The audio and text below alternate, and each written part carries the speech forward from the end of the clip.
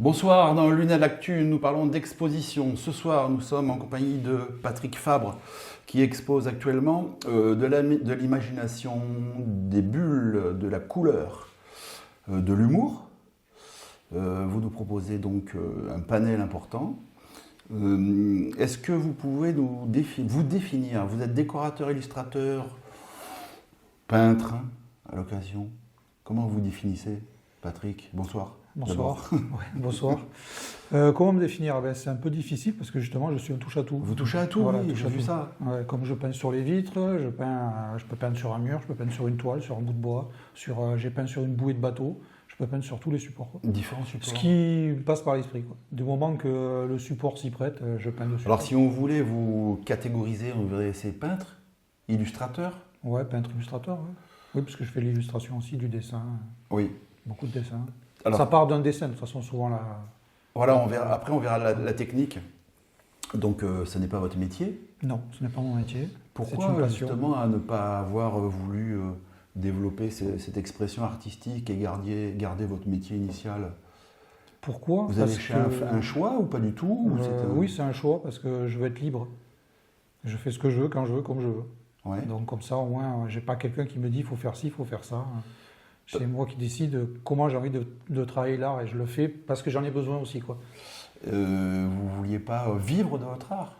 Non, je cherche pas à vivre de mon art, non. Donc cette passion, C'est un besoin pour moi de le faire. oui, Voilà. ça demeure donc une passion Oui, c'est que plus. vous faites en plus. Ah oui, c'est à faire temps en plus, perdu. à temps perdu, oui. Alors, comment ça a commencé cette passion? Un jour? Depuis toujours. Oui, mais vous n'êtes pas réveillé et vous avez dit hop, je vais faire ça. Ou il y a Ah non, quelque chose mais qui en s'est fait, opéré. depuis petit, je dessine. Dans ma chambre, j'avais pas un bureau, j'avais une table à dessin. J'avais pas un bureau comme tout le monde pour étudier. J'avais une table à dessin et Oui. j'étudiais et je faisais du dessin en même temps. Et j'ai toujours fait du dessin en fait. Du moment que j'avais un crayon dans la main, il fallait que je dessine, quoi. Alors, on va parler du dessin qui est sur différents supports. Alors, le dessin, il se caractérise comment? Parce que, bon, bien évidemment, j'ai vu ce que vous présentiez. Il y a différents styles. Moi, c'est beaucoup humoristique. C'est humoristique. Ouais, il faut que ça soit drôle. Et très BD. J'aime bien beaucoup la BD et c'est beaucoup l'illustration BD, quoi. J'ai vu que vous faisiez en volume. Alors, comment ça se passe là? J'ai vu des objets qui sont plus ou moins. Alors, je récupère beaucoup de jouets, des caisses de jouets ou qu'on me ramène et je les assemble pour faire des sculptures, quoi. Je les colle et après je les peins à la bombe. Mais alors, qu'est-ce qui vous donne ces idées? Ça, il n'y a pas de réflexion, ça vient spontanément comme ça, quoi. Ah, Là, sur l'expo, j'ai appelé ça le jeu de la girafe. Et il y a des grandes girafes africaines où j'ai collé plein de petits schtroumpfs, des petits Kinder, tout ça, que j'ai peint. Il y en a une noire, il y en a une blanche, il y en a une rouge, toute petite, plus d'autres objets. Et ça fait comme un jeu de dames, oui. ou un jeu d'échecs. Il y a un objectif là ou... Non, c'est comme ça. J'en ai fait comme une installation artistique. Oui, oui. Et donc, il y a d'autres volumes aussi, non? Vous faites d'autres... Après, j'ai des tableaux, j'ai des skates qui me servent pour faire des langues, pour faire du volume. Oui. Où je colle d'autres objets dessus pour que le tableau ne reste pas plat et que ça se détache un petit peu aussi Oui. du tableau, quoi. Oui, oui, oui. On voit... Maintenant, ça se fait beaucoup, ça. Voilà. Ces tableaux qui, au départ, étaient plats. Plat et on essaie de trouvent redonner du un volume. Ouais, ou des personnages qui sortent du cadre. c'est ça. Donc ça, c'est original. C'est innovant. Bon, ça se fait beaucoup dans la culture street art et tout ça. Donc je me suis inspiré beaucoup de ça, quoi. Ouais. Ça permet justement de donner un peu plus de volume à l'œuvre. Ouais. Et donc, vous n'avez pas de formation? J'ai fait un DUG art plastique, mais c'était juste pour travailler un petit peu plus, mais déjà je savais déjà dessiner, quoi. Je l'ai plus fait pour apprendre la couleur et après faire de l'histoire de l'art aussi pour m'enrichir, quoi. Ouais. Et après non, je suis autodidacte à 100%, quoi. Et vous me disiez que votre inspiration, elle venait comme ça.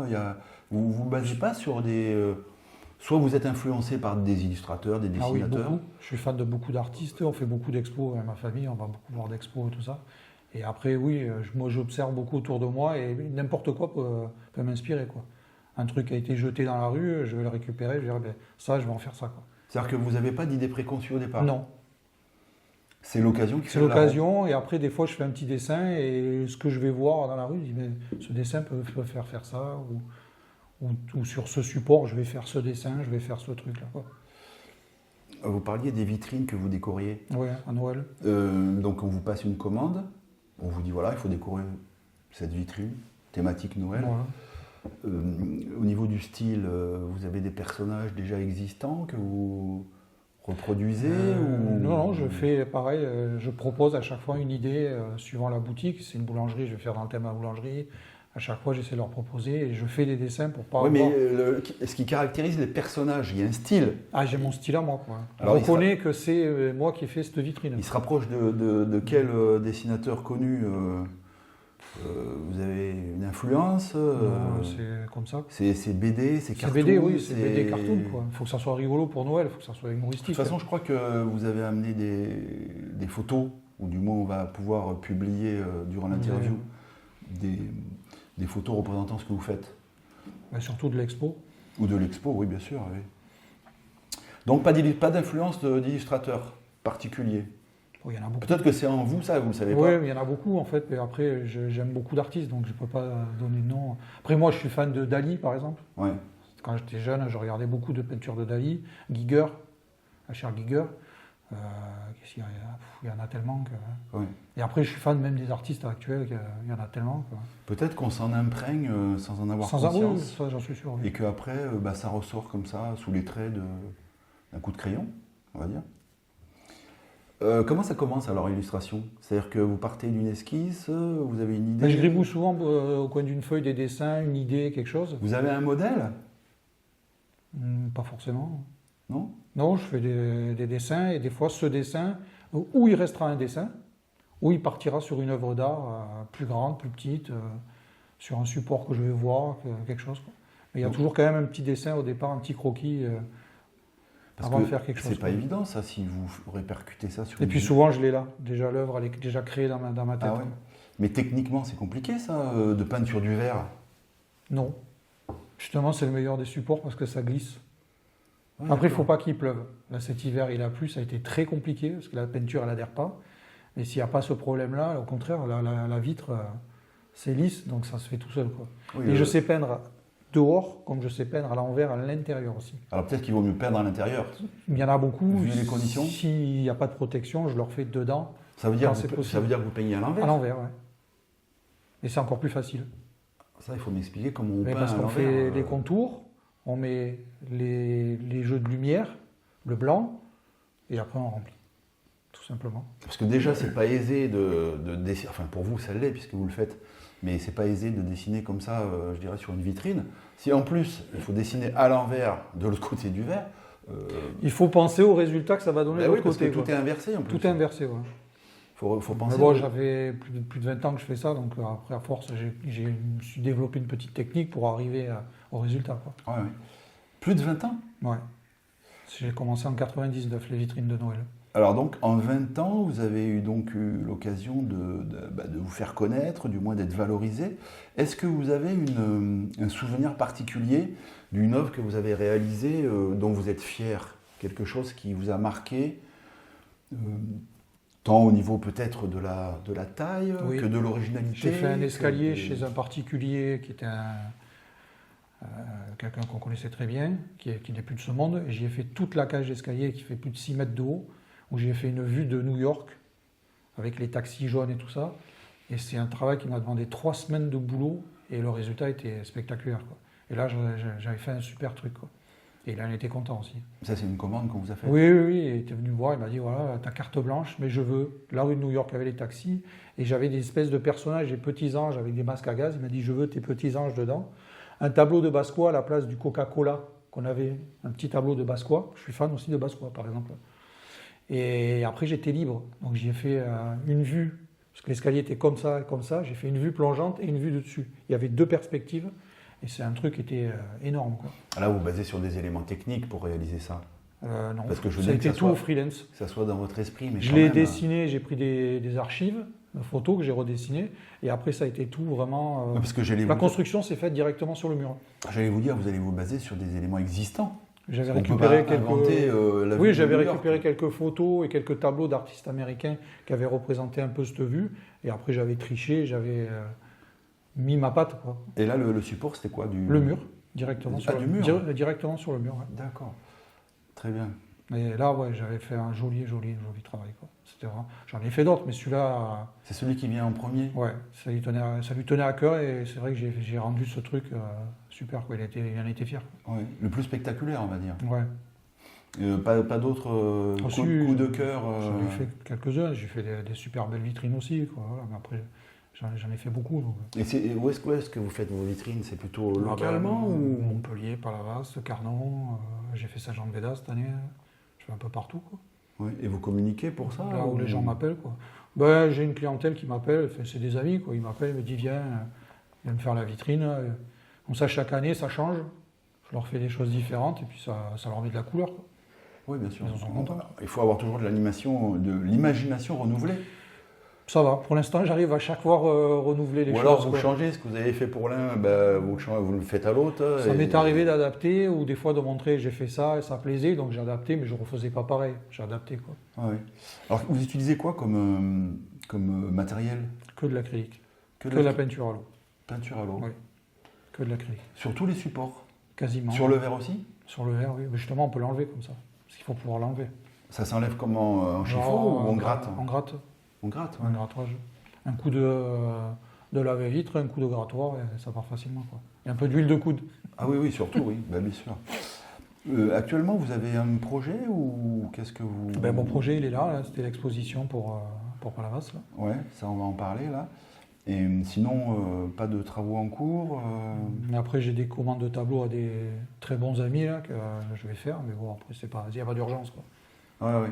Parce qu'il ne faut pas être pressé, il ne faut pas me presser. Ben non, parce qu'il n'y a pas d'heure. Voilà, je fais comme je veux. Donc, je refuse des choses. Il y a des choses, oui oui, je refuse. Il y a des choses que je ne veux pas faire. Pourquoi? Parce que je ne suis pas esclave à ça. Je fais comme j'ai envie. Quoi. Parce que le thème ne vous dit pas? Le thème ne me plaît pas, ou ça, j'ai pas envie de le faire. Comme les portraits, les machins comme ça, je ne fais plus tout ça. Je fais pas. Non, c'est pas... Ça ne m'intéresse pas. Quoi. Non, parce que l'imagination est limitée, là. J'ai l'impression que vous êtes très Moi, j'aime bien imaginatif. partir dans le délire complet. Quoi. Ouais. Bon, de toute façon, vous attendez pas après ça. Ah, pas du tout. Du tout. Et Donc, puis souvent, je fais avec de la récup, donc ça coûte rien du tout au niveau matériel. Ce qui coûte le plus cher, c'est la peinture, c'est tout. Ouais. Le reste, les supports et tout, c'est que de la récup. Quoi. Alors, comme souvent, les artistes, ils n'ont pas d'horaire précis. Quand ils travaillent, ils font ça quand l'inspiration est là ou pas. Quand on est sur le truc, on est sur le truc. Il peut se passer longtemps avant d'y revenir. Ça arrive. Et puis, alors comment vous vous dites que l'œuvre, elle est finie? Je prends conseil auprès de ma femme, parce que Ah, souvent, je ne peux pas m'arrêter. Ah oui, il y a quand même... Souvent, elle me dit, là, il manque quelque chose, ou non, là, tu ne devrais pas. Pour que j'ai ce recul que je n'ai pas des fois de fait d'être devant. Quoi. Oui. Elle est du milieu aussi, artistique? Pas du tout, mais elle est très bonne critique. Et elle ne se gêne pas. Ouais, elle a une vue extérieure qui dit, Voilà. tiens, ça... Ou ça va pas. Ou... Ce que j'aime bien à chaque fois que je reçois des artistes, c'est évoquer le mieux et le bien. C'est-à-dire à quel moment on arrête une œuvre. C'est compliqué des fois d'arrêter. Alors des fois c'est compliqué. Des fois on a envie d'en rajouter ou dire on en a trop mis. Parce que sinon, pas assez. parce que c'est sans fin, ça peut être sans fin. Après ça peut être sans fin. Surtout que moi j'aime beaucoup les détails, j'en rajoute. Donc ça peut être sans fin. Ouais. À un moment donné, il faut savoir s'arrêter, quoi. Parce que après le trop, c'est pas bon. Tout dépend de l'œuvre. Oui, tout à fait. Tout dépend de l'œuvre. Quelles sont vos préférences, vous? Est-ce que c'est plutôt le tableau? Est-ce que c'est plutôt la vitrine? Est-ce que c'est plutôt l'objet de récupération que vous allez customiser ou... Ça n'a pas d'importance. Après, vous allez me dire, c'est pas comparable, mais on peut quand même avoir des préférences. C'est sûr que sur vitre, je trouve que c'est super agréable de peindre sur une vitre. Quoi. Ça glisse tellement bien que c'est très agréable. C'est plus compliqué peut-être un objet. Ça dépend comment il est l'objet. Vous m'aviez dit que vous avez peint sur des objets. Oui.